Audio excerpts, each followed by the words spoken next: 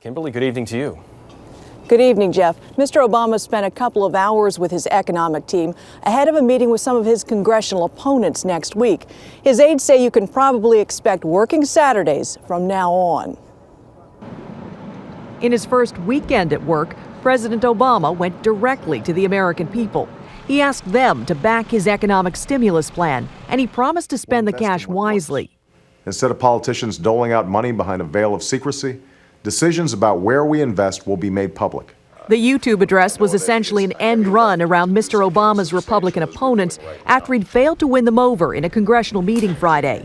Today, his staff published more details than ever before, explaining how they'll spend nearly $825 billion and produce up to 4 million jobs. Specifics include weatherizing at least 2 million homes among a slew of green energy projects. 10,000 schools would be renovated. Extra health care benefits would reach 8.5 million Americans. And the plan calls for the largest investment in infrastructure since the 1950s. Mr. Obama even offered an olive branch to the Republicans, who've charged that his proposals are too expensive and too slow. He promises to spend it fast, 3/4 of the money within the first 18 months. Their YouTube reply, they want more tax cuts instead of what they call tax and spend. Someone has to look out for the taxpayer in this process, and Republicans are going to do just that.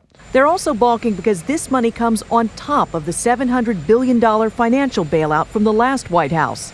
The new president reportedly told them Friday that his program would prevail because he won the election. But if he forces it through without GOP support, he bears the political consequences.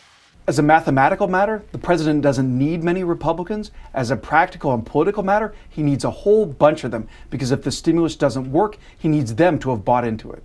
And that could mean more compromise.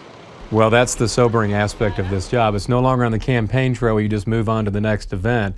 When you're having to govern, you have these challenges. In his favor, Mr. Obama got a 68% approval rating in a Gallup poll out today for his first 3 days in office. That almost matches the record high of 72% for John F. Kennedy. Jeff? Kimberly Dozier in Washington. Kimberly, thank you.